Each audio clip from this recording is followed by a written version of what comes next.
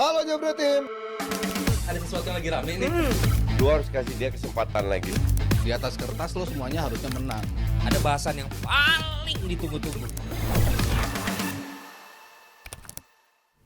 Selamat malam Jabra Tim, tentunya kalian semua sebenarnya nggak sabar untuk langsung membahas tentang bagaimana kekalahan yang cukup membuat kita terhentak juga. Indonesia takluk di Qingdao menghadapi Tiongkok. Nanti kita akan bahas lebih detail dengan semua ahli-ahli yang ada di studio saat ini bersama dengan Adiani. Tapi tentunya ada satu kabar yang juga positif dari Argentina yang mampu melibas Bolivia 6-0 dan ini menjadi kembali satu lagi statement game bagi Leo Messi. Dan tentunya di studio sudah hadir Aldi Bawazir, Rizal dan juga Sabto Haryo untuk bisa bersama-sama membahas tentang apa lagi nih?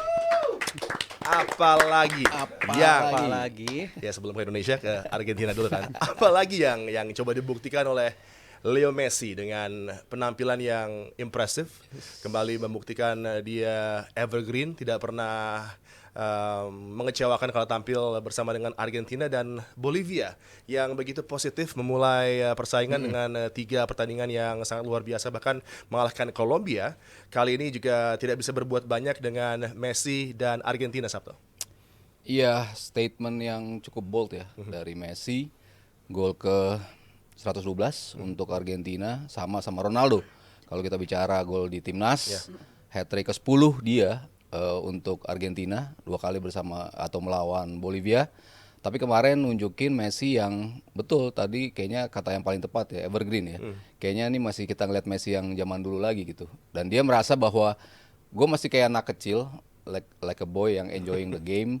Dan selama gue nyaman bersama tim ini, gue akan tetap bermain seperti ini. Dan itu dia buktiin, gol-golnya mengingatkan kita pada gol-gol di Barcelona kan, pindah kaki kiri, tembak, gol yang gol-gol pojok yang kayak gitu-gitu. Dan ya ini statement lagi dari Argentina bahwa tim ini masih sangat berpotensi untuk kembali menjadi kontender di 2026. Karena secara kualitas ini tim kayaknya belum luntur sama sekali ya.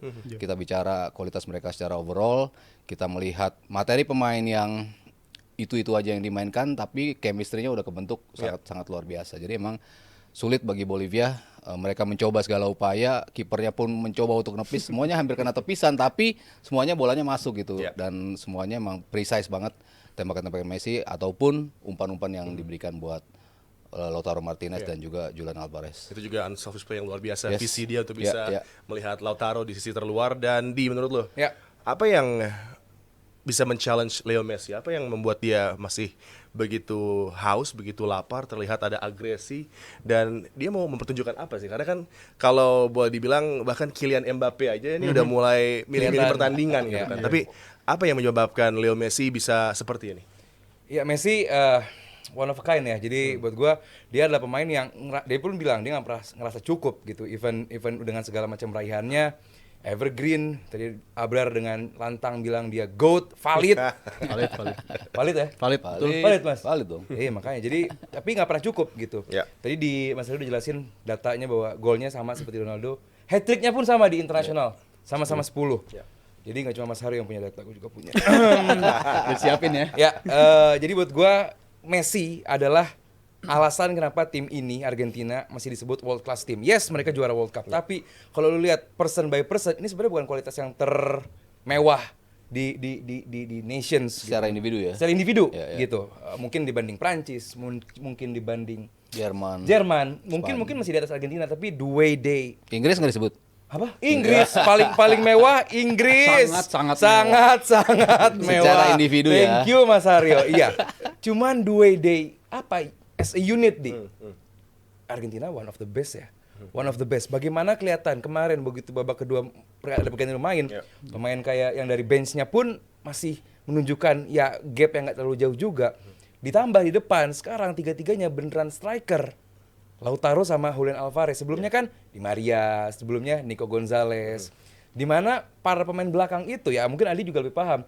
Cara lu treat striker sama cara lu nge-treat winger itu beda. Di Maria exceptional player luar biasa. Cuman defender ngadepin Di Maria sama defender ngadepin Julian Alvarez, Lautaro Martinez itu bakal beda. Nah, sekarang di 2021 tandemnya Di Maria sama Lautaro. Di 2000 waktu juara Copa, 2022 World Cup sama Julian Alvarez. Ya. Sekarang dua-duanya ada. Julian Alvarez, Lautaro Martinez dan juga Messi. Ini 3 tandem yang luar biasa secara umur. 37 tahun Messi, 27 tahun Lautaro, 24 tahun Julian Alvarez. Ada gap umur yang kelihatan. Cuman the way Messi main kayak paling muda di antara ketiganya gitu. Jadi ya kayak tadi dibilang paling seperti anak kecil yang masih pengen menunjukkan banyak hal. Ya gue setuju. Gimana seorang Messi ini luar biasa, seolah-olah kayak gue belum menunjukkan apa-apa, tapi ada kedewasaan Mas Haryo. Gue lihat gimana waktu belum unggul banyak, belum bikin hat-trick, dia lebih visi passing. Begitu udah 4-0, udah 3-0, baru tuh dia ngesut kaki kiri. Bahkan gol ketiganya kaki kanan. Jadi buat gue ya luar biasa lah Messi, dan dengan adanya Messi ya gue setuju 2026 Argentina masih layak sangat diperhitungkan. Jadi gue harap Messi masih fit, masih siap untuk 2026, karena gua pun walaupun gua belum menjadi fans Argentina karena nggak tahu siapa tuh nanti wah kayaknya menarik nih gitu kan, apalagi lihat Prancis kayak begitu, lihat Inggris under Tuchel, nggak tahu nih bagus. Bisa. Gue sih Argentina gue setuju Mas, gue Argentina dan Spanyol layak loh. Ya kalau menurut lo, Rizal, kalau lo lihat ini tim mungkin dibangun untuk kembali masih mengkomplement Messi gitu sebagai outlet utama, kreator dan juga jantung dari semua hal yang positif Argentina ada di Messi. Dan memang bagi pelatih juga mungkin ada power dari Leo Messi yang membuat para pemain yang dipilih pun sesuai dengan apa yang kriteria yang akan membantu Leo Messi. Lo lihatnya seperti apa nih dengan Lautaro yang juga sekarang bisa menjadi provider pun juga menjadi finisher, dan bagaimana Julian Alvarez yang justru di Argentina selalu tidak pernah tampil di bawah nilai 8. Solid ya, selalu solid penampilannya. Dan juga kalau ngomongin Messi, kayaknya dia udah ketemu pelatih yang bisa memberikan kenyamanan di dia di timnas dalam beberapa tahun terakhir. Let's say 10 tahun terakhir bagi Argentina lah. Ini sesuatu yang bisa ditawarkan oleh Scaloni. Terbukti dalam 2 tahun terakhir kalahnya tuh bisa dihitung sama jari ya dia nih ya. Total kurang lebih 3 kekalahan dia terima dalam 3 tahun terakhir. Itu membuktikan secara kolektivitas pun tim ini emang tim yang luar biasa, dan Messi tampil begitu nyaman ketika bersama timnas. Tapi yang lebih penting lagi adalah di Copa America kemarin kan juga Messi final cedera ya dia. Dia digantikan dengan Lautaro Martinez, dan yang terpenting pemain-pemain lain pun juga bisa step up. Ini menunjukkan dari segi kedalaman, dari segi kreativitas, dari segi kolektivitas, tim ini memang sangat berkembang. Tim ini begitu dewasa tampil untuk Scaloni. Contohnya tadi Lautaro Martinez, dan tidak mengherankan, gue bilang dia salah satu kandidat underdog untuk Ballon d'Or gitu, karena di musim lalu juga jadi musim terbaik dia dari segi individual. Siapa? Dari segi mencetak gol. Lautaro Martinez Nggak underdog akan. ya. Nggak akan. Emang nggak akan kan? Ya udah, berarti nggak akan. Hot takes dari dia. Underdog. No way. No way sih, no way, tapi menjadi pertimbangan gitu. Lautaro Ada Martinez Rodri, aku rasa- Carvajal. Betul, that's why underdog. Kalau itu favorit dong Iya. kalau Rodri. Kalau si Lautaro Martinez jelas jadi underdog karena performa dia secara individual bagus, dan dia terbukti di Copa America dia jadi penentu kejuaraan dari Argentina, dan menurut gue itu poin plus bagi dia. Iya, ketika Argentina mampu meraih gelar juara dunia di Qatar gitu kan, mungkin banyak yang beranggapan oh ini akan menjadi akhir dari cerita Leo Messi. Indah dia tutup dengan meraih Piala Dunia, menjadi pinnacle bagi siapapun atlet sepak bola gitu kan. Tapi nggak demikian, justru kita melihat sekarang ada Argentina yang lebih agresif lagi, dengan bahkan pressnya pun juga luar biasa, dan pemain-pemain supporting cast tadi ada Enzo Fernandez, ada Alexis McAllister, semuanya memberikan penampilan yang juga gayanya berbeda dengan mereka di klub, dengan apa yang coba ditampilkan di timnas. Dan lo terkejut gak sih Sabto dengan apa yang luar biasanya dari Scaloni dan juga dari Messi sebagai dua figur yang begitu inspirational bagi tim ini, bisa memberikan lagi impact dan justru membuat tim ini jadi kekuatan yang lebih menakutkan lagi?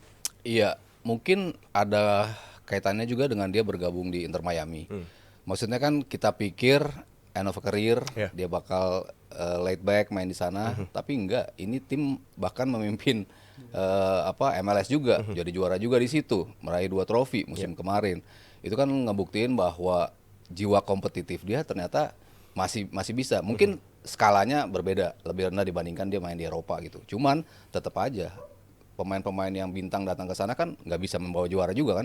Tapi ternyata Messi datang mengubah sebuah tim yang bukan tim apa-apa, tapi menjadi tim yang sekarang menjadi kandidat juara lagi gitu. Itu kan mungkin level kompetitifnya tetap bisa terjaga oleh dia gitu. Jadi rasa haus itu yang tadi kita pikir ini bukan jadi destinasi dia untuk liburan menghabiskan karir, tapi ternyata enggak. Gue masih bisa compete di sini, gue masih bisa memberikan yang terbaik, gue masih bisa memainkan sepak bola seperti ketika gue main di Argentina. Artinya semua provide untuk Messi, semua play around Messi dan skemanya itu bisa berjalan di Inter Miami. Dibalikin lagi ke Argentina, ya personilnya kan masih, dan pemain-pemain muda yang datang lagi-lagi they wanna play for Messi gitu kan, gaya bermainnya akan provide Messi butuh apa, Messi nggak perlu banyak lari, tapi kita tinggal tunggu umpan dari dia menjadi finisher.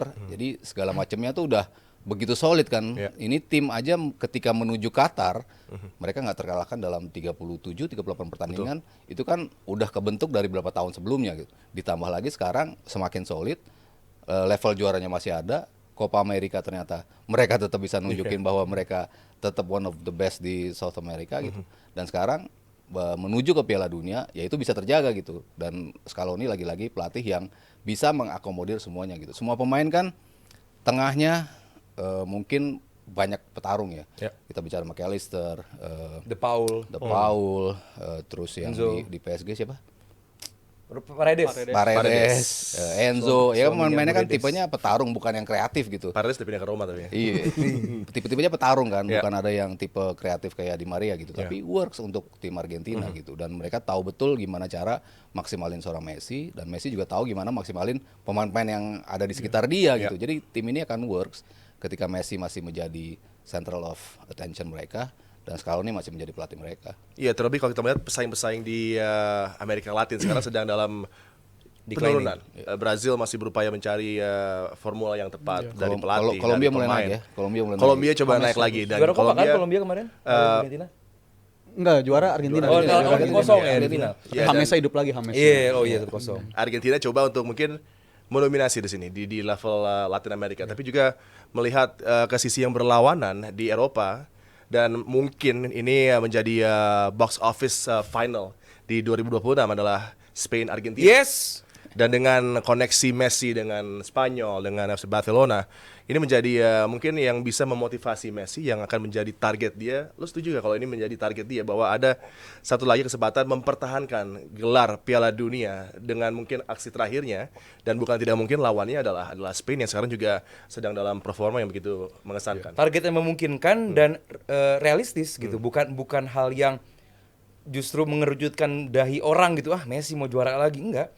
Tadi udah dibahas sama gue juga, sama Mas Aryo juga, sama Rizal juga, sama Adi juga, bahwa Argentina siap dan layak untuk ada di later stage dari World Cup gitu. Jadi buat gue, kalaupun nanti di 2026 Argentina bisa sejauh itu di World Cup dan lawannya adalah Spanyol, ya kayak gue bilang tadi, ini bakal menjadi luar biasa dan mempertahankan World Cup. Gue nggak tahu ya Mas Aryo, mungkin ada nggak yang bisa mempertahankan back to back World Cup gitu ya. Sulit banget kan. Jadi buat gua kalau Uruguay sama Brazil doang ya.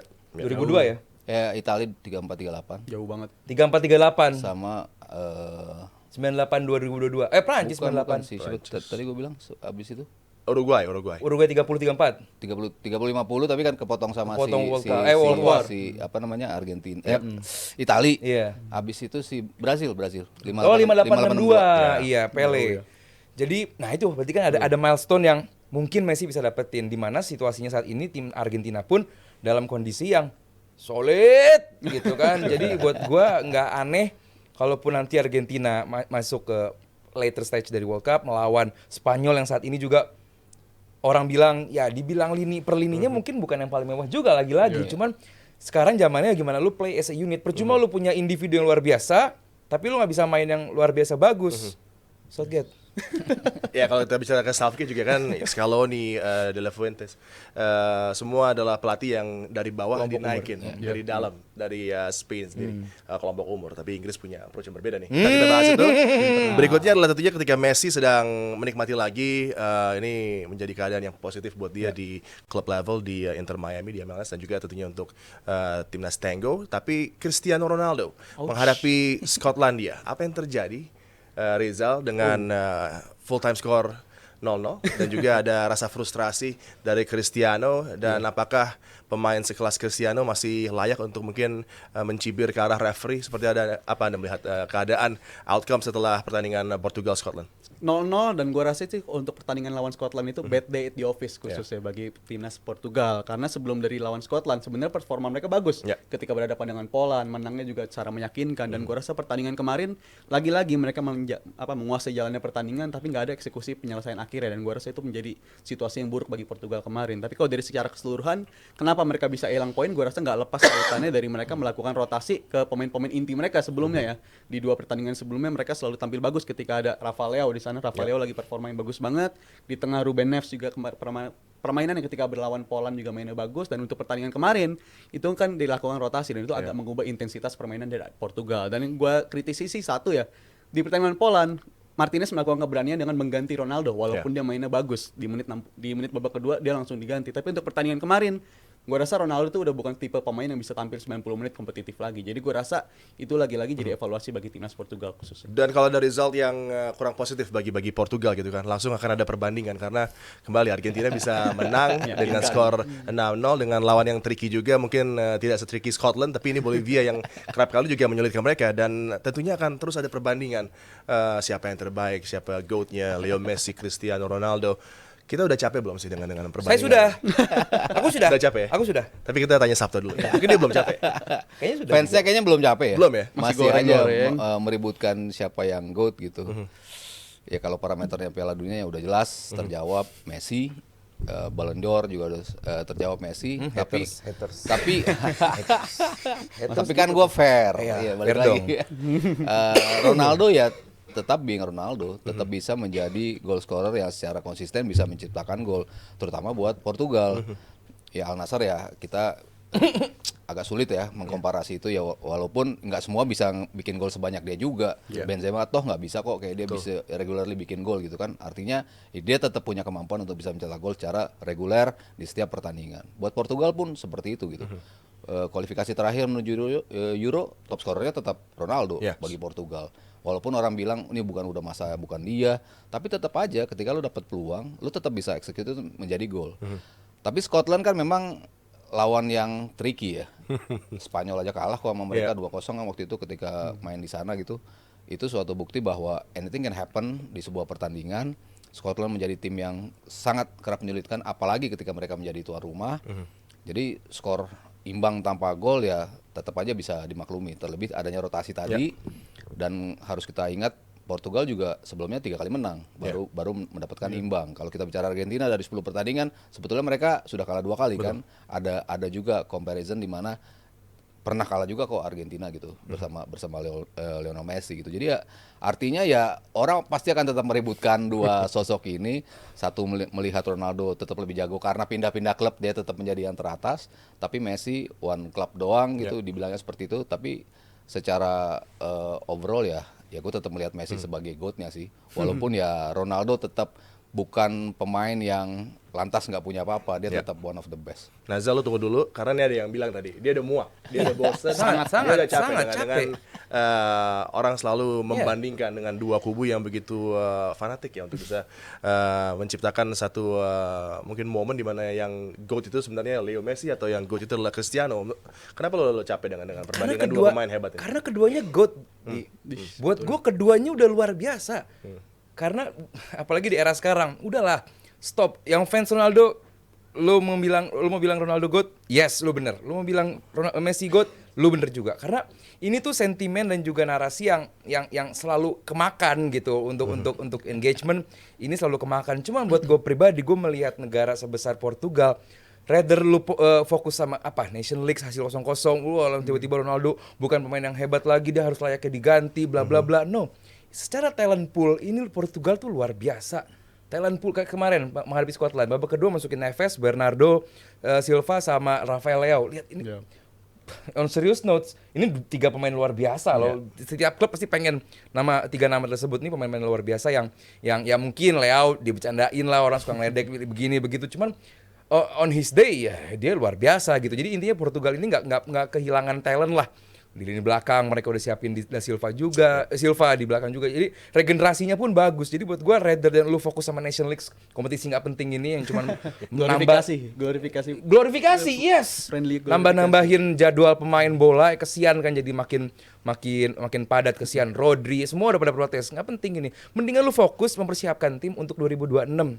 Gimana lu secara tim yang segitu mewahnya, lu nggak punya sebuah clinical sistem di front row, di depan gawang. Itu yang harusnya fokus gitu. So, Martinez sekarang pelatihnya, Roberto Martinez. Yes, masih lanjut. Jadi buat gua gak penting lu hasil 0-0 menghadapi Scotland, ya bagus buat Scotland bisa nahan 0-0 tim sebesar Portugal. Cuma buat Portugal dan para fansnya nothing, ini bukan apa-apa. Lu next time lu menghadapi tim apapun bisa lu kalahkan. Sekarang ada yang mau bilang 2026 Portugal nggak akan ngapa-ngapain. Nggak ada yang berani. Itu dia. Still Portugal one of the best. Portugal one of the best. Ketemu Inggris yakin Inggris menang. Boro-boro. Makanya itu dia. Jadi buat gua 0-0 menghadapi Scotland bukan not a biggie, not a big deal. Udah di next game gue yakin Portugal dan Ronaldonya, walaupun Portugal bukan cuma Ronaldo. Ini tim luar biasa. Bruno Fernandes pun di timnas luar biasa. Artinya bahwa santailah fans timnas Portugal, lu akan mendapatkan hari lu. Ya Rizal kayaknya udah iya aja sama Aldi, tapi Sabtu pengen ngomong cuma terpanjang. Jadi kita bisa lanjut di nanti ya berikutnya kalau ada lagi pembahasan lagi dari Messi, Cristiano, ini 3 orang ini akan hadir lagi. Tapi memang bagi kita penikmat sepak bola harusnya menikmati apa yang masih bisa diberikan oleh Leo Messi, oleh Cristiano Ronaldo selama mereka masih bermain. Kita nikmati setiap pertandingan, baik itu untuk Al Nassr, Inter Miami, atau untuk Portugal dan juga Argentina. Dan jangan lupa juga nih Jebret Tim di hari Minggu ada live reaction. Chelsea yang akan berhadapan dengan Liverpool pada jam 10 nanti. Itu pertandingan yang sangat seru dari Premier League di pekan kali ini. Halo Jebret Tim. Ada sesuatu yang lagi rame nih. Lu harus kasih dia kesempatan lagi. Di atas kertas lo semuanya harusnya menang. Ada bahasan yang paling ditunggu-tunggu.